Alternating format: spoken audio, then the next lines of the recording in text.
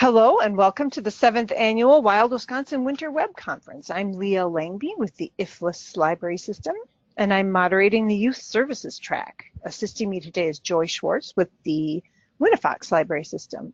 We're glad to have you here.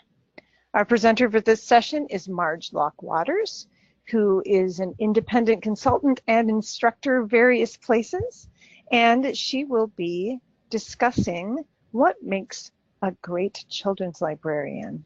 Marge, whenever you're ready, please begin. Okay, thank you, Leah and Joy, and I want to send a big shout out to all the organizers and supporters of this Wild Wisconsin Winter Web Conference. It's a great thing to be doing when the temperatures are not fabulous. So today we are going to look at what makes a great children's librarian. So who are we talking about here when we think about what makes a great children's or youth services librarian? It certainly could be you if you are a children's staffer. It also could be you if you are a director of a small library wearing many hats, including being the children's librarian or providing children's services. It could be an employee of yours. It could be a person with a master's degree, a bachelor's degree, a high school education, a part-timer, a full-timer. So I'm saying this to let you know that I'm using this term children's librarian broadly to indicate anyone who is tasked with providing children's services at your library.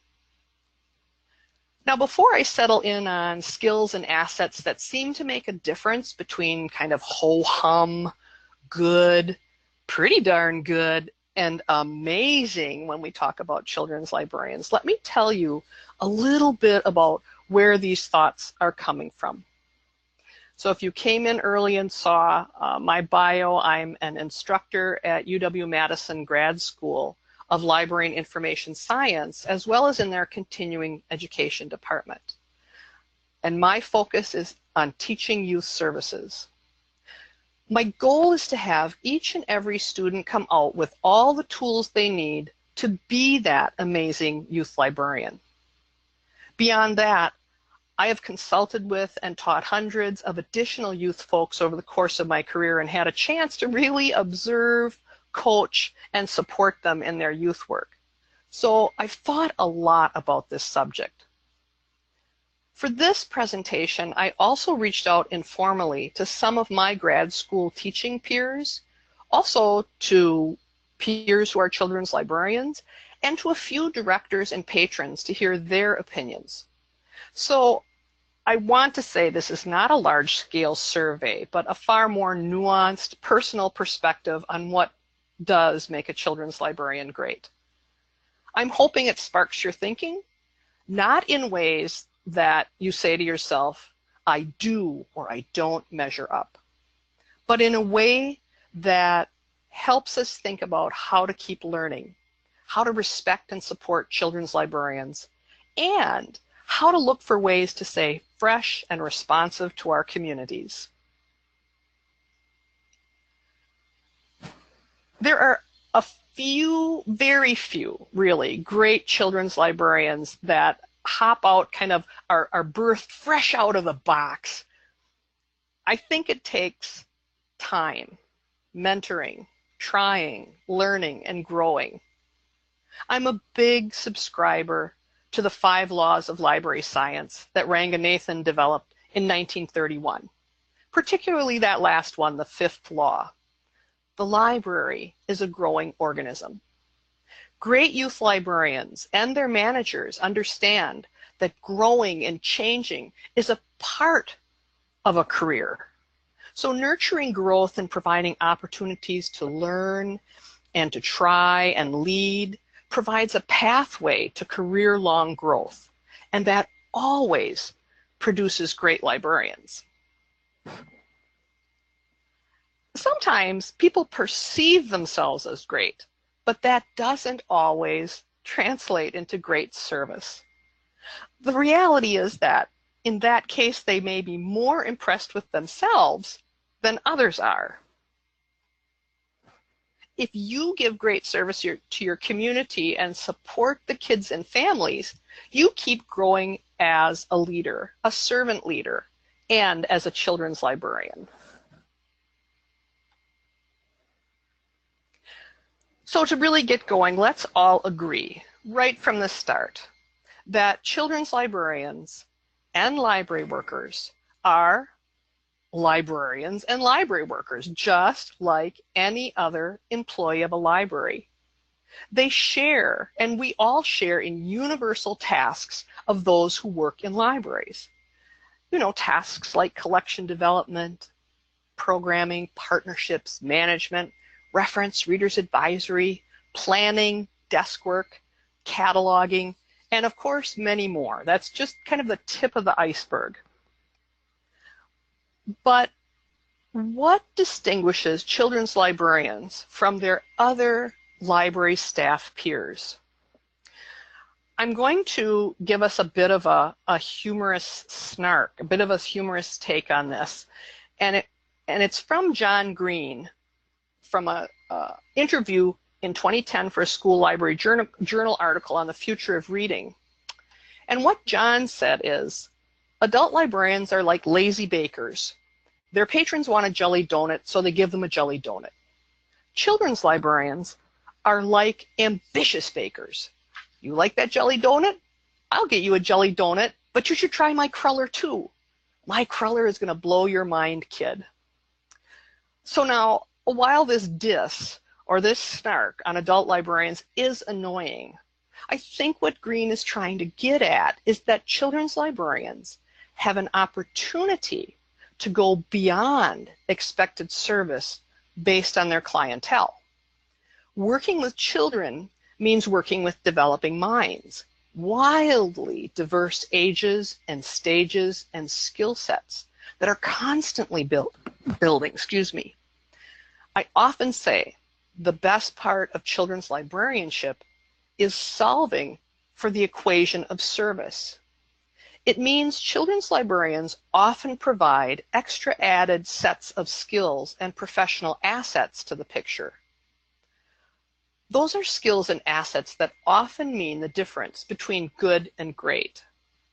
So let's dig down and start looking at some of what I consider to be the unique pieces that we find in all great children's librarians. A real distinguishing characteristic of greatness in youth services is understanding the developmental stages of our client group, children birth up to age 18.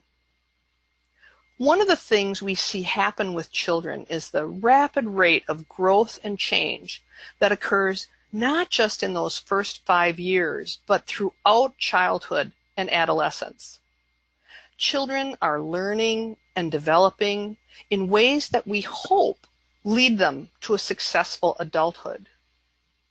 By knowing what to expect, not just physically, but in emotional and intellectual development, great youth staffers are mighty experts in child development.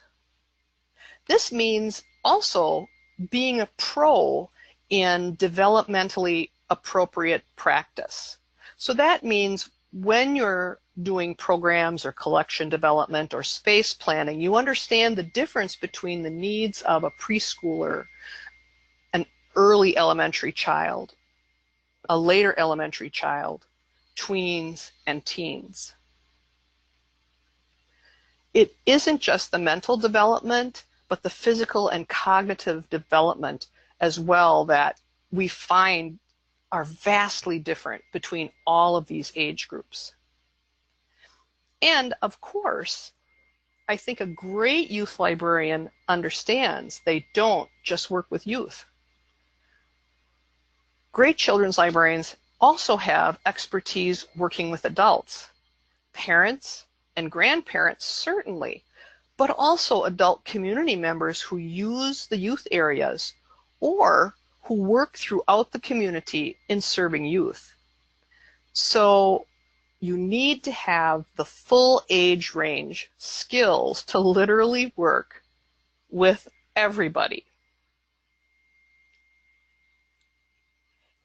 And if you are feeling like you'd like to increase your power, there's a resource list at the end of the slides that has some great resources to help you hone those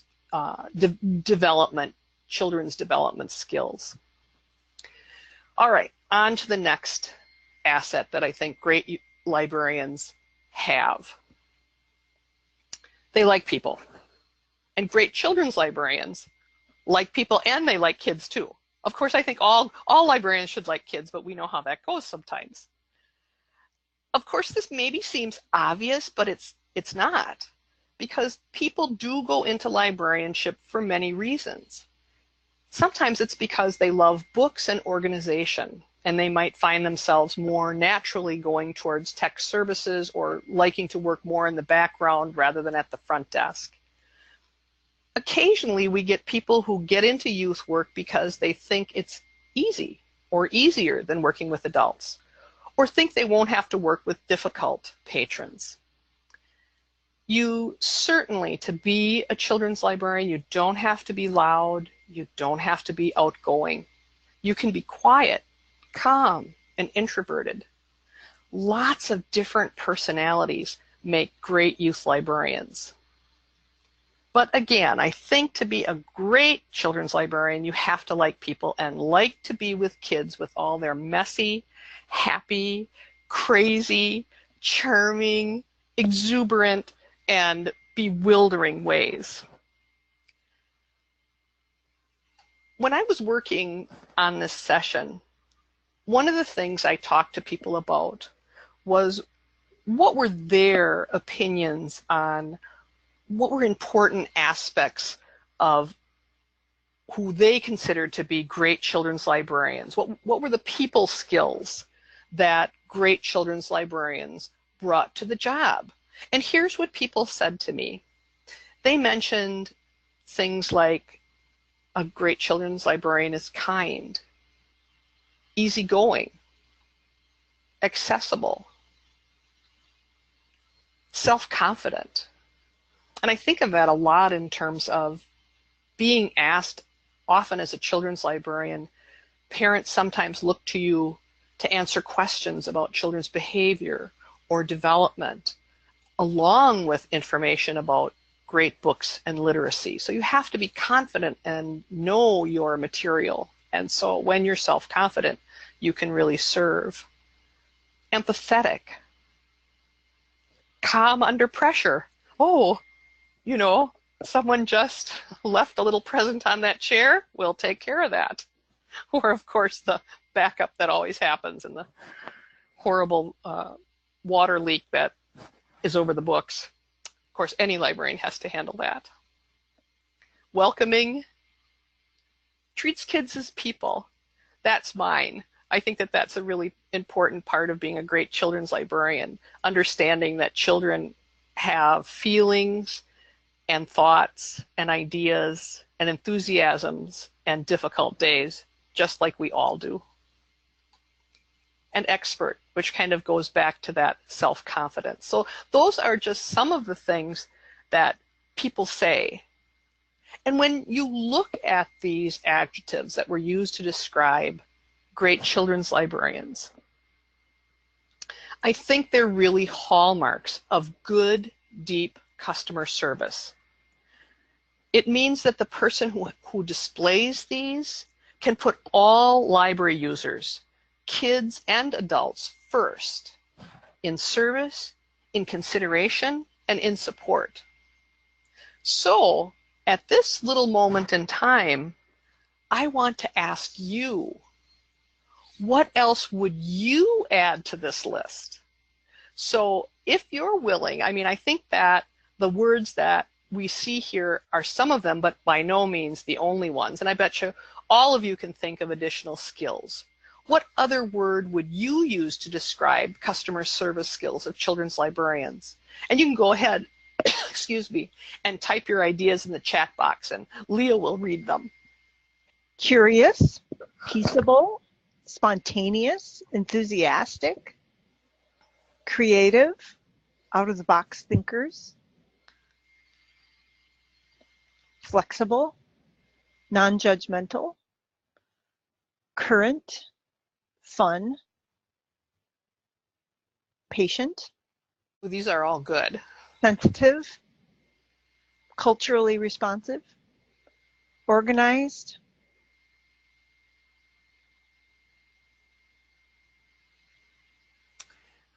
Do you think, Leah, that we can capture some of these afterwards and we'll add them in? Yes. Unflappable. There's another one. That's a yes. Planner. So I'll capture the rest and we can add them. Yes. Well, this is great, and I think that these are excellent descriptions. Spontaneity and curiosity, unflappable. These are really important, excuse me, aspects of children's librarians. And I think, and the great ones display these. And we'll look at a few of these things that you have mentioned as we go along in our, pardon me for one moment.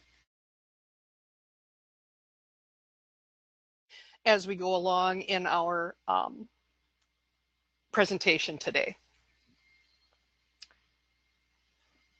So along with our, I think, our people skills, our advocacy skills, and great communication skills go hand in hand with these. A great children's librarian not only speaks up for youth services within the institution, being an advocate for adequate funding, for services and wages within the library, or making sure that initiatives go forward or help administration or the board understand why it's necessary to do something. But children's librarians are also strong advocates for children and teens themselves within their library. And that's why I love this little graphic of the Lorax saying, "I speak for the trees," because that is an important part of what we do. That advocacy on behalf of youth in the library also extends into advocating for youth in the community and creating strong partnerships and being part of community networks that advocate for children too. And kind of speaking not just on the advocacy piece, but also the communicator piece, it's important not just to be confident in our facts and the points that we want to make and talk about, but also to be a good listener so we can understand other points of view. It really calls our people skills into play, and it's part of great customer service as well. Youth are some of our most powerless community members. They are dependent on adults for transportation, for access, and for all of their basic needs. So being a powerful voice for them within the library and the community can make a world of difference. To hone those advocacy skills, ALA has a wonderful website, Everyday Advocacy, and ALSC, the Association for Library Service to Children, has done a lot of work in there to help you practice everyday advocacy, things that you can do every single day to support children, to support children's librarianship. And I have resources on the handout and on the slide at the end. So that can also help you to increase those skills if that's an area that you would like to do more work in. So let's see what else we can do here and think about in terms of what makes a great youth librarian or children's librarian. Some people mentioned it, a sense of humor, a sense of whimsy, a willingness to kind of meet kids where they are. Youth librarians look for ways to be welcoming to our clientele, and without a doubt, smiles, laughter, a sense of play and whimsy and delight is part of that welcoming mat. Of course, there are people, and we all know people who have this attitude. There are those who imagine that youth library work and staff are like this all the time. And if that is the picture that people have of us, it means that people aren't seeing the whole picture of who we are as youth librarians or a great youth librarian. So while we have a sense of whimsy, we also have a sense of professionalism. When I Googled children's librarian in Google Images, a host of images came up. 99% of them focusing on bright, competent, professional men and women. Youth staff are acutely aware of this and work to put together the best products possible on behalf of the library. And there isn't one youth librarian who doesn't appreciate being treated as a professional. While youth staff work with children, they are not children themselves. While cute stuff happens, a lot of youth work is not cute work. So a great children's librarian balances these wonderful perspectives of being whimsical and professional. If you want to be taken more seriously as a children's librarian, so if you feel as if you are infantilized by those who you are working with or who are managing you or by your board, seeking a mentor who you think combines successfully both sides of this whimsy and professionalism equation can really help you with strategies to achieve that balance, not only within yourself, but in helping others realize that balance as well. What else does a great librarian do? Well, let me just check this out. Oh, of course, a great children's librarian really knows how to put the right books and materials in the hands of the right children. How do the great ones do it? And you all know the answer to this. They do. They read a lot of children's and teen books, watch a fair amount of popular youth media to spot trends, and listen to audio and digital material. This literacy expertise and the ability to support multiple kinds of literacy. So I'm not here just talking here about print literacy, but also visual literacy and oral literacy, digital literacy across multiple platforms. This ability makes for a great children's librarian. Not only are they knowledgeable about kids' literature and publishing, but they are also a reading level pro as well. We know that a huge key in youth work is creating literacy support across a range of services offered for youth. So we're thinking all the time, not just about the collection and the different parts of the collection, but also in programming, in outreach, in displays, in flyers, and any activities set up around the room for youth to engage in. So being aware of all that literacy makes a huge difference in how it impacts kids and how they come to know learning. Youth staff, and I think this is really important for great children's librarians, they also engage parents and help them gain skills, not just in helping their child prepare for success in school or reading or feeling more confident in being able to help their own kids in using resources and collections, but great youth librarians can also reassure parents on developmental milestones and refer them appropriately to organizations and agencies that can assist them with their child. I also think one of the real key parts, and I believe every children's librarian who's worth their salt can do this, is while doing reference work, being aware. I think a great children's librarian has a heightened sense of children's limited vocabulary and levels of understanding.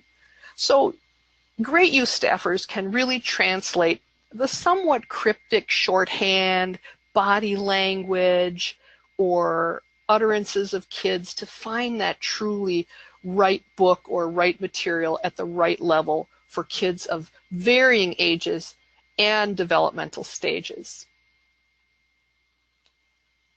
If you don't feel as comfortable or knowledgeable as you'd like to be about books or materials for kids, gaining skills here is as easy as reading children's books or checking out what's on the Saturday cartoons. And I think starting any time is a good time to become more comfortable with kids' materials and what kids are enjoying. Because as the Storytime Underground movement says, literacy is not a luxury.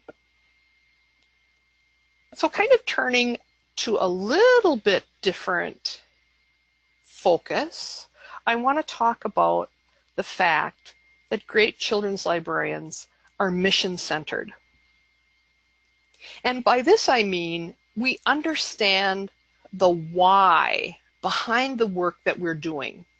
So being able to connect our work with the mission, the overall mission of the library, and connect our work with the goals of other youth-serving organizations and our schools, for instance, or our daycares or school-age care providers. But we also connect to the aspirations of our community for the kids that we serve. So that is really that understanding of why we do any part of our work, from our programming, our story times, our reference and reader's advisory, seeking to serve the underserved, maintaining a diverse and inclusive collection, anything that we do that helps us change and evolve to fit new demographics and situations really points to our adaptability and our learning. And it also helps us, because we understand why we're doing what we're doing, it helps us to be change agents. I think that becoming more powerful in this area comes from staying updated in the field and being willing. We need to be willing to change and evolve as the field of children's services evolves. And I just want to give you a few examples, because when I started thinking about it, it freaked me out pretty badly. 20 years ago, I hope most of you were born, okay, but 20 years ago, there was no Every Child Ready to Read, ECRR, that revolutionized story times. 20 years ago, there were no summer library programs, as far as we can see, based on experiential learning in public libraries. A mere 15 years ago, there was no such thing as 1,000 books before kindergarten. They didn't exist anywhere. 10 years ago, there was no coding for kids except in a very, very few libraries. And apps for kids were almost non-existent. I mean, I can't even believe I'm saying that. You know, when you consider how much these things have become part of what we do. 5 years ago, while we supported multicultural literature, the majority culture didn't comprehend the damage no books featuring diverse children had on children of color or from marginalized communities. So I say that all to emphasize the fact that great children's librarians embrace their roles as change agents. And to get there yourself, I think it's pretty easy. Keeping updated on trends, changes, and evolutions in the field is really the pathway to continue supporting and growing as a children's librarian. And you can do that through reading journals like School Library Journal or Hornbook, or new journals that are coming out that are online, blogs, going to conferences, attending webinars. Yay, all of you who invest in yourself. And of course, Very important, your networking conversations with your peers. These go a long way to greatness. It's that continuous learning that makes a difference.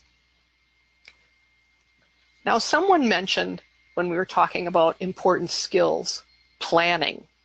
So that brings me happily to something I consider to be a major part of perhaps a hidden power of all great children's librarians, and that is their amazing ability to plan, and that includes their project management skills.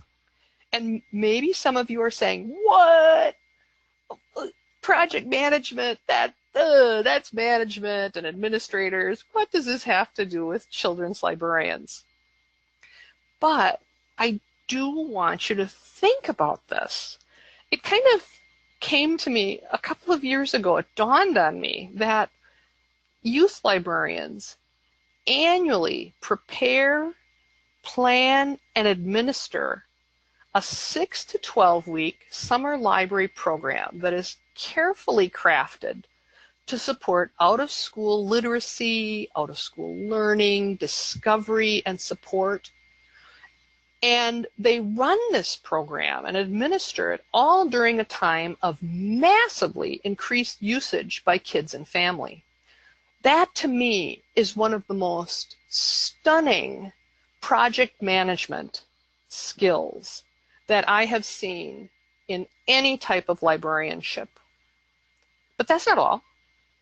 Youth librarians offer a pretty full slate of year-round programs for multiple ages in multiple formats, and as I mentioned before, addressing multiple literacies, and they often do most of the PR for them.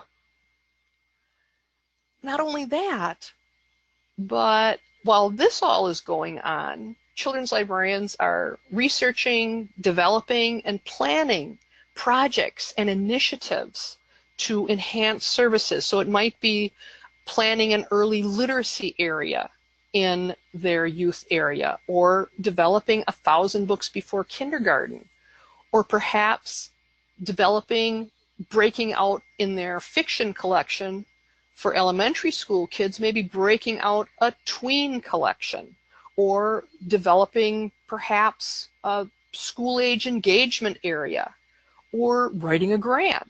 So you can kind of see this is all happening. But I'm not done. I'm talking about project management here. Children's librarians also engage in that fabulous frontline work with the public, and at the same time balancing programming, outreach, service work, multiple ages, including adults, and while they're doing that, doing behavior management and space management to oversee the youth area. I would say those are some project management skills. If I were an administrator, a director, or a board, and I was planning a building project or a remodeling project, if I were that same person, and we don't need a remodeling project, but we need to do a complete shakeup and makeover of our staff, we're going to get radical, or our services, I would tell you, honestly, I would make the project manager lead, be a youth librarian, because we have mad skills. In terms of if you ever feel unsure that you have these great skills, I think to achieve greatness here is simply to put yourself forward and promote your power. Ask for a place at the planning table and then pitch in. You already know how. And if that isn't happening, and you feel that you aren't getting what you'd like to help you be great in this area, then I think asking your director or manager to provide coaching or mentoring to help you take that next step can be very effective. Oh, you know, yes is an important part of youth work. A new initiative, a new partnership, a new type of program. We can say yes and improve services and are welcome. Sometimes though, while it's easy to say yes, the calculus of youth work is actually pretty demanding. And we talked about that a little bit in the last slide because we looked at all the things we could do. But I want us to take a moment to just think about this from a program perspective. Programs, as we know, often involve far more than that 30 to 60-minute time period that we spend in front of a group or that the public sees us doing. So lost in this calculus of what the public sees, or even some of our coworkers, is that there's planning, there's researching sometimes, especially when we're doing science-related or we're storytelling or we're developing content. So research, preparation, presentation time, and then after the program, somebody has to do that cleanup. Somebody needs to report it out or do the data write-up, and that all takes time. So if any of us are doing 4 programs a week, I like to compare it to what a director has to do in preparing for library board meetings. And what library director would want to prepare 4 library board meetings a week? It can be exhausting both physically and mentally, and imaginatively and creatively. We all need to be aware of the real time a program takes and factor that into what we say yes to. Another factor to consider: when doing programs, youth staffers talk a lot about being quote unquote on, and that feeling like you're on stage and in the spotlight happens not just at those programs and at work, but also often in our personal lives as well, when we run into children and parents and continue our ambassadorship for the library.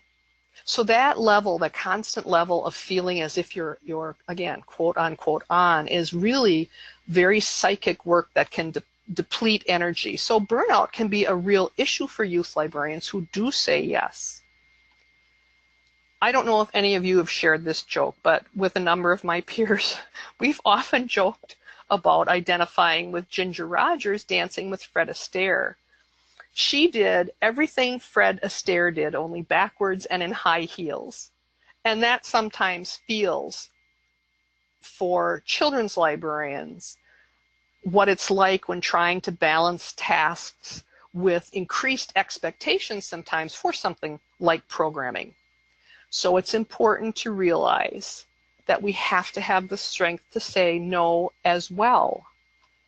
All great youth librarians have mastered this balancing act of being strong and realizing that sometimes we just can't do all the things.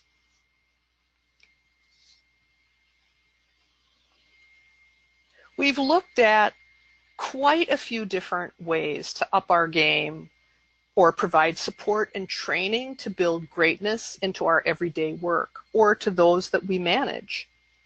I believe every children's librarian is great or can achieve greatness. It isn't about accolades or honors or wide admiration. It's about being great for our communities. It's about being great for the kids and doing the best possible job for them.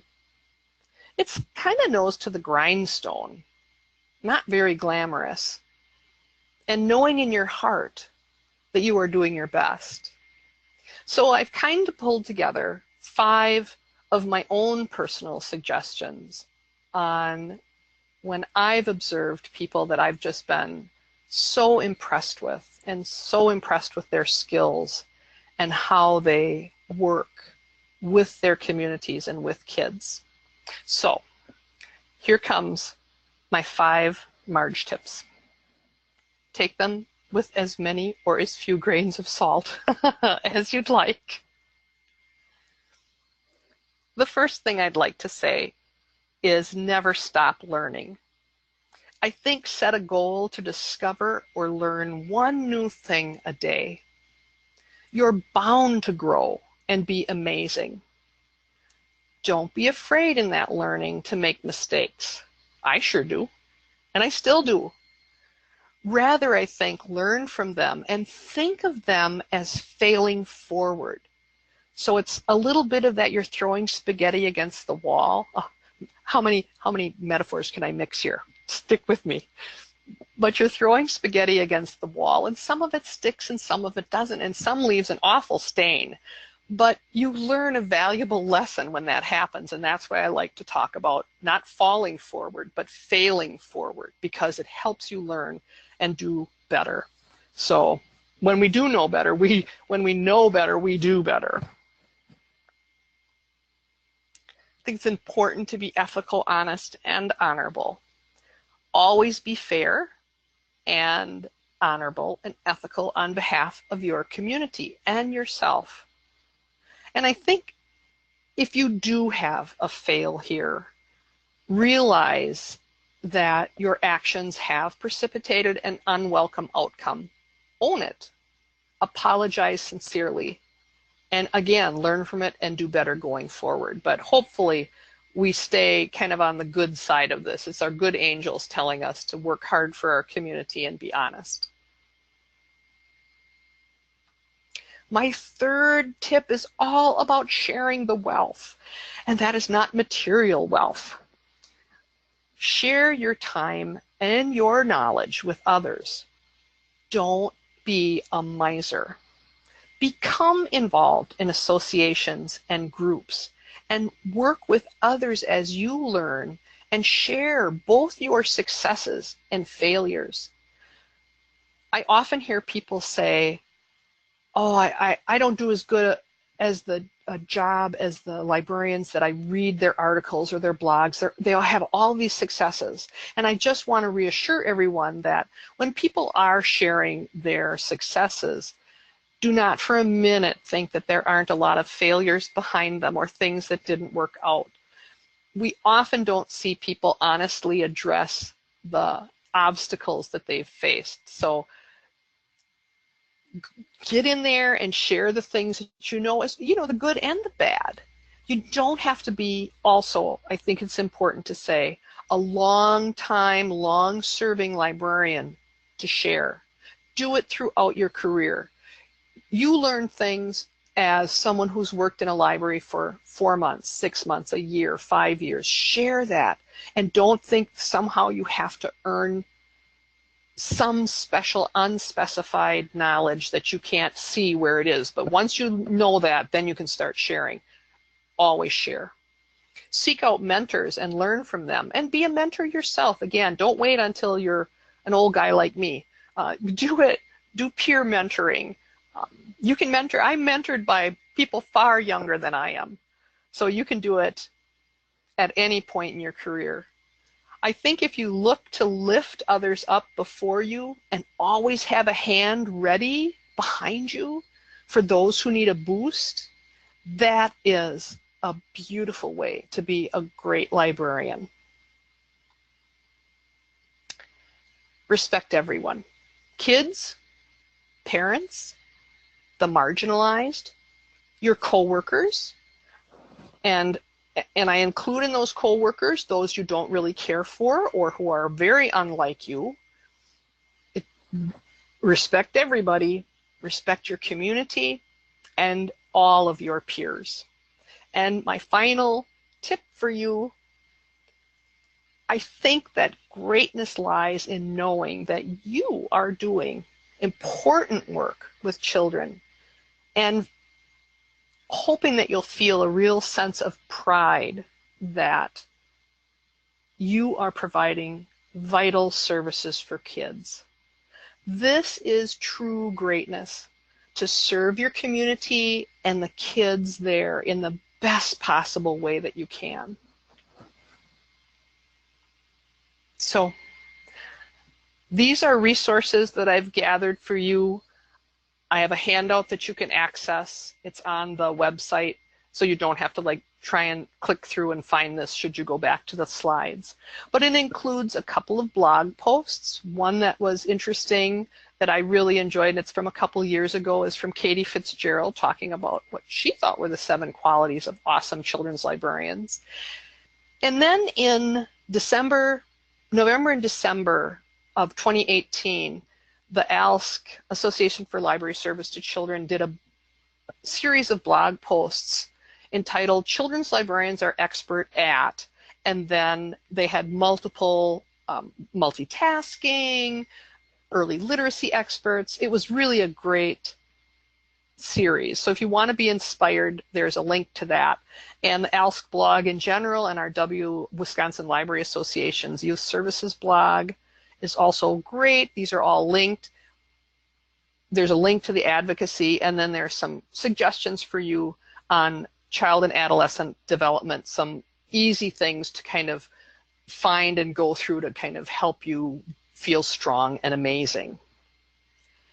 So if you have any questions or comments, some of you may have put some in, and I would love to hear what people are saying. Great, we do have a couple, and please go ahead and type more in as you think of them. These are big questions, so they might take you the whole time anyway. One of them is, what do you do to help kids loosen up? And like if they're feeling really nervous and shy, how do you help them feel comfortable enough to have a conversation with you? I think a lot of times it's familiarity. So sometimes it's kind of like it's a long-term campaign. So continuing to smile and welcome them. Sometimes it's like a small conversational question. Sometimes it's a suggestion, just saying, hey, did you see this? I was looking at this and I thought this was kind of interesting. And so it's kind of starting those small conversations with kids. It can be, have you ever had a pet? You know, it's just something that starts to connect with them. Or sometimes if I know the age group of the child and I know that kids tend to be watching this particular show or cartoon or movie, then I'll say, do you know, I'm trying to think about the words to that one song. Olaf sings it in Frozen.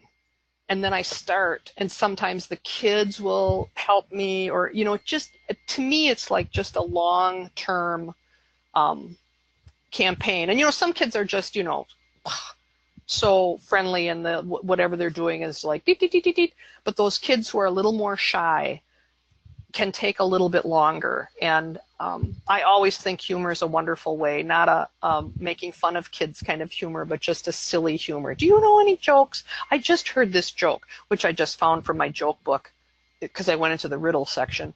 But it just kind of helps start to open up some of those avenues. Excellent, that's great. And then this question, someone is hoping you'll talk a little bit more about burnout. Someone who's feeling like it's challenging to give the kids in the library what they need and keep them engaged and not burn out. So any more tips on burnout would be welcome.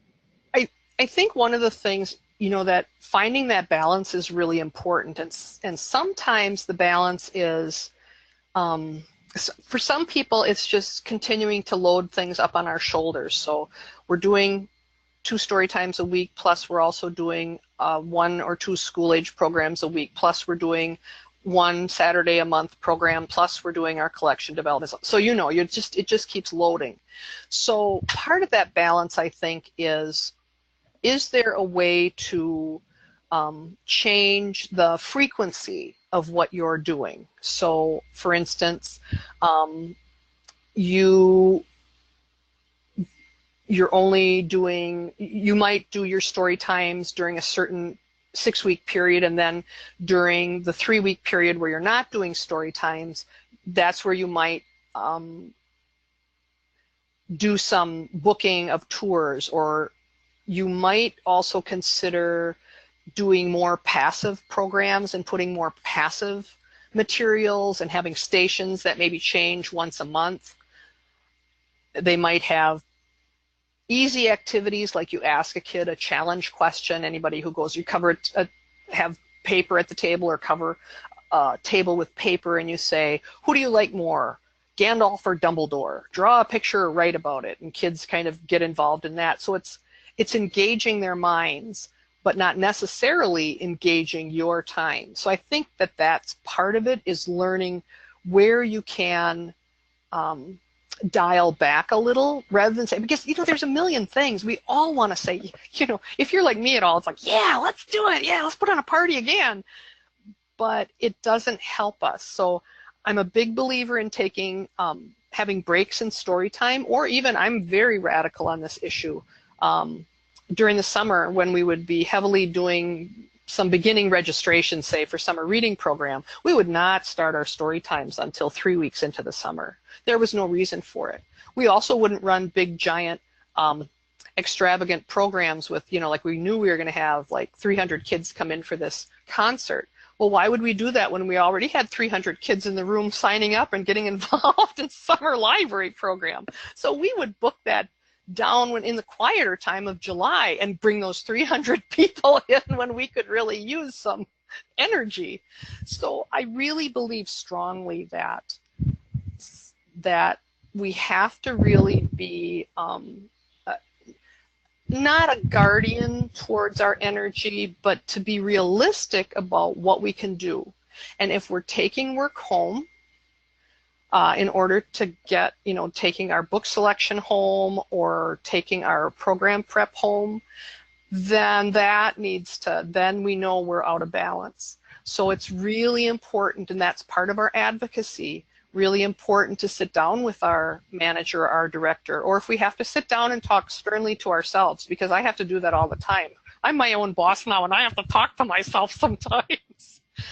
But I think it's important that we do that, because when you are facing burnout, until you can break that string of stressors and responsibilities, there's no way to solve it until you can dial back some of it. So I think it's just a matter of kind of looking at things that can kind of look for small ways to ease things, and then start being strategic about how you do that planning. Excellent. I was just thinking the word strategic and then you said it. Yeah, it's tempting to do everything. We did get a comment from Karen saying she attended a workshop with you a long time ago, telling people to take a few weeks off now and then during the year from story time. And this is a testimonial. It has made a huge difference for me and the burnout I was starting to feel. Trying to get the director/board/community in line with taking time off for planning time might be hard, but if you don't try it, you won't know. It works to just ask sometimes. And you can also like refer them to this webinar and say, hey, listen to this. This is a leader in the library world, and here's what she thinks and says. So there are resources out there to help support you if that's something that you want to do. Okay, and I am not seeing any other questions right now, so I have one last question for you, Marge, which is, can you tell us about something that you're excited about in libraries these days? I am really, really excited about the fact that we are looking more deeply into what's wrong in our publishing world for children, that we have such a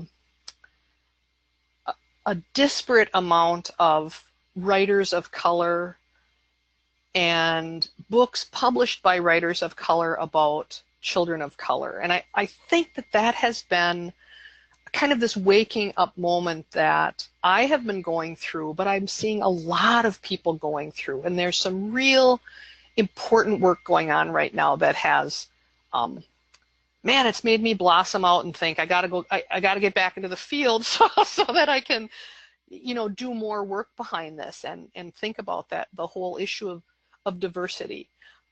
In Wisconsin, we've had the Cooperative Children's Book Center as part of our assets within the state, in the state library and education community, and they have really, since the 70s, had a laser focus on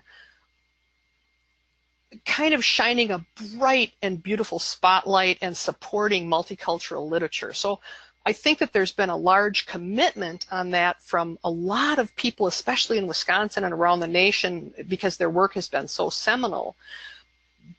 But at the same time, it's like we're stepping up as a profession, I think, in a larger, more dynamic way towards really thinking about our place and part in making sure that we advocate for this publishing to go on. And we're seeing just slight, small changes, but it's changes, especially since the We Need Diverse movement has, a diverse book movement has come up, and there's been much more of a focus nationally through the American Library Association and their unit. So that's what I get totally excited about. Wonderful. Thank you so much, Marge, for a great session. And as mentioned, this session recording and slides will be posted on the conference website by January 25th. This year, we're also captioning them, and the captions will be accurate by early February. So our next track in this session is with Jessica Ann Bratt talking about race in story time. It's kind of related to what Marge was just talking about. And it begins at 2:30. We hope to see you there, and if not, hope you have a great rest of your day.